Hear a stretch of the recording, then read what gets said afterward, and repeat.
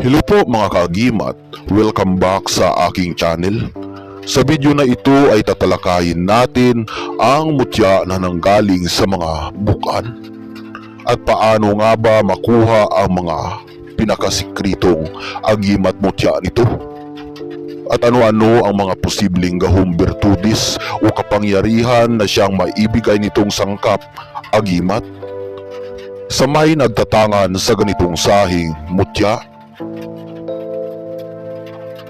At ituturo din natin dito kung paano ito palakasin at paganahin.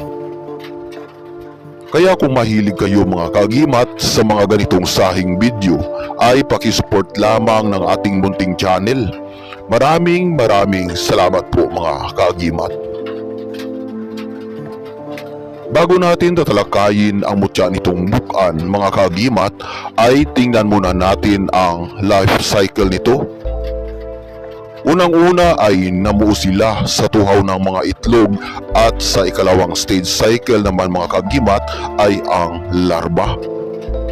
Ang larba nito mga kaagimat ay tinatawag na mga bukan at madalas nga itong makita o matatagpuan natin mga kaagimat sa mga lumang kahoy na natumba na mga puno mga kaagimat. Pero madami at karamihan ito na makukuha sa loob ng mga punong niyog. Sa third cycle naman mga kaagimat, ito ay maging pupa. At sa ikaapat na stage cycle nito ay buo na ang imahe nitong bukan at ito'y tinatawag na mga lahing bagangan mga kaagimat.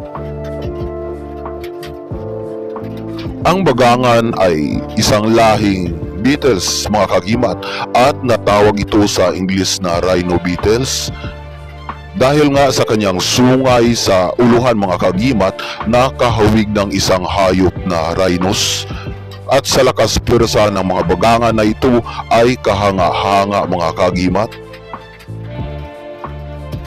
Ang mga bukan ay isang mahumok na uod lalo na kung bago pa lang ito namuo mga kaagimat. Pero kapag makakita ka ng isang aura ng bukan mga kaagimat na naging matigas at ito'y naging bato, ito ay ang kanyang mutya mga kaagimat. At kung may batong aura na siyang mismong kasama nito sa loob ng punong kahoy at may agway ng kanilang dugos, ang batong nakasama ito ay pinakatuhaw na mutya nila mga kaagimat. Pero hindi halos lahat ng mga makikita natin na mga bukan ang may angkin na mga mutya at swerte lamang kung makatagpo o pakitaan ka nitong sangkap agimat nila mga kaagimat. Kung isa ka sa natagna na mapunta sa iyong palad ang sangkap na ito, ay kusa itong magtuhaw at ipakita sa iyo ng mga gabay aura. At kung isa ka din na aura na pinili ng makagahong upang gawing instrumento sa agimat na iyan upang mapunta sa palad ng kanyang piniling aura. At kung bukas din mga kaagimat ang iyong third eye at may surog at mga gabay ay madali mo din maaurahan ang nasa paligid na dyan ang mga agimat sangkap. Dahil sa mga gabay at surog mo na siyang tumutulong upang maipakita sa iyo mga kaagimat ang mga di nakikita ng mga ordinaryong aurang mata. Paano nga ba palakasin ang agimat mutya na ito? Ano-ano ang mga tamang proseso upang mailabas nito ang tunay niyang gahom o kapangyarihan? Sa pagpalakas ng agimat na ito mga kaagimat ay kailangan na sikrito mo lang at huwag masyadong ipakita sa kahit sinumang aura. At huwag din na ipahawak sa kahit kani-kanino lang na mga aurang palad mga kaagimat dahil sa mga abilidad ng mga bukan mga kaagimat ay masyadong makatago at ayaw ng aura nila na ibunyag o marami ang makakita sapagkat ito ay malulusaw mga kaagimat, mawawalan ng bertudis o kapangyarihan. Ang mutya ng bukan mga kaagimat ay mahika na madiskubre mo mismo kung sakali makatangan ka ng ganitong agimat. Ang mutya ay malalaman natin na mas lalong nabuhay sa ating palad or sa ating pag-aalaga mga kagimat dahil sa ito'y umiiba ng kulay at anyo. Ang bukan mutya na ito ay mas lalong gumaganda ang kulay mga kagimat at umiiba ang kanyang anyo kung nagustuhan niya ang iyong pag-aalaga. Ano-ano ang mga benepisyo at birtudis mahika na siyang maibigay or angkinin ng isang aura mga kagimat sa may nagtatangan sa ganitong sahing agimat mutya ng bukan? Unang-una mga kagimat, ito ay may proteksyon pangkalahatan at matibay na depensa pangontra sa mga masasamang elemento. Pampaswerte sa pamumuhay mga kagimat, pampaswerte din ito sa kahit anong uri ng mga negosyo. Nagpapalakas din ito mga kagimat ng dungan at kalooban na kahit saan man tayo makabunta ng mga lugar ay hindi nila matatalo ang dungan mo taglay. Sakaling tangan mo ang mutya sangkap agimat na ito. Nagpapalakas din ito ng alindog at karisma mga kagimat at tumutulong din ito sa pampatalas ng isip at pampalakas ng memorya na hindi kanila mauunahan mga kagimat sa mga advance na strategiya. Nakapagdagdag din ito mga kagimat ng lakas ng ating katawan at may healing mahika birtudis na taglay mga kagimat. Kung sakali na maluya or masama ang iyong pakiramdam mga kagimat or nais kang may tulungan na may sakit din mga kagimat ay ibabad lamang ang mutya ng bukan. Ibabad lamang ang mutya ng bukan na ito mga kagimat sa maaligamgam na tubig hanggang 3 minuto. At pagkatapos mga kagimat ay sambitin ang ritual na ito ng 3 beses at ihip sa may tubig na andyan ang mutya ng bukan mga kagimat.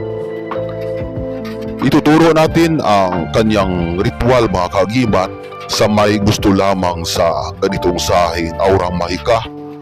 Sa mga naniniwala lamang mga kagimat, kumuha lamang ng puting papel at pulang bulpin mga kagimat, isulat itong ritual para hindi malimutan. So ito po mga kagimat ang ritual. Abaam Adonai Elohim, Elmaim Elulam, Yere Haba Upanika.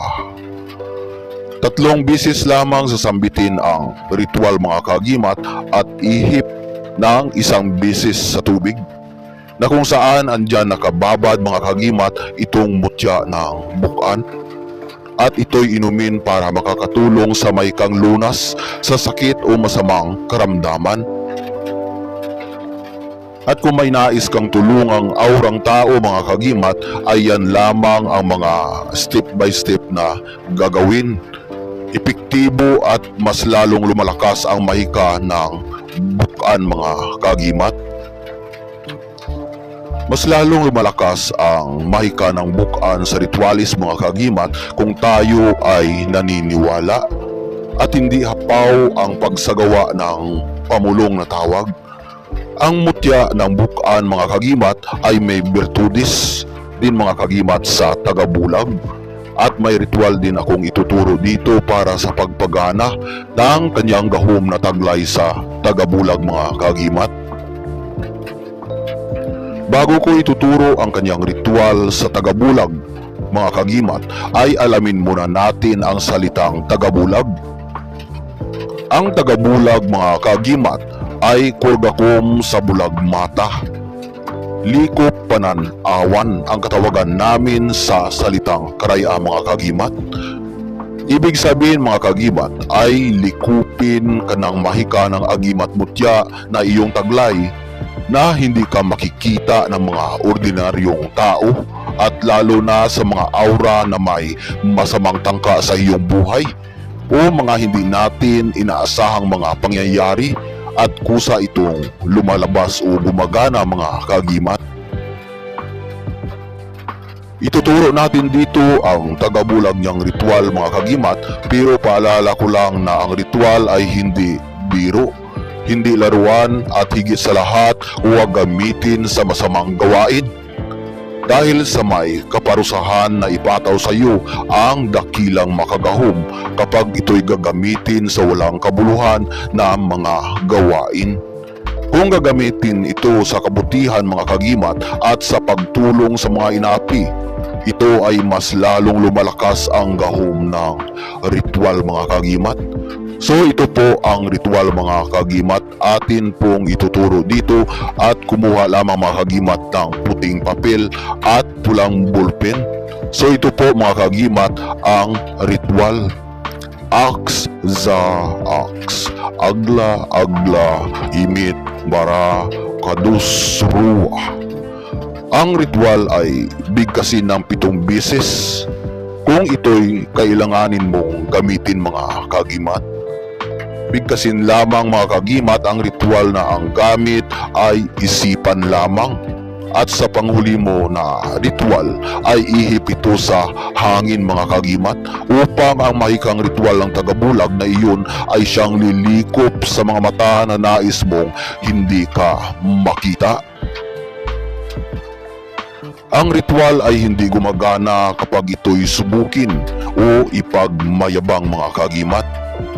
Kailangan na buo ang iyong tiwala sa paggamit itong mga ritualis upang ito'y mapagana mo at mapalakas lalo ang pwersa gahom niyang taglay mga kagimat. At sobrang dami pa nitong mga gahom birtudis mga kagimat na matutuklasan mismo kapag makatangan ka ng ganitong sahing agimat mutya. Mainam na lalagyan nito mga kagimat ay itim o pulang tila lamang at ang pampakain at pampalakas nito ay sa paraan lamang mga kagimat ng pagpahid ng ating divine oil aura. At gawin lamang ito mga kagimat sa araw lamang ng Biyernes. Iwasan lamang na ipakita o ipahawak sa kahit kani-kaninong mga kamay. Gawing sikrito lamang ang bawat sangkap agimat para mas lalong lalakas ang taglay nito mga gahom birtudis.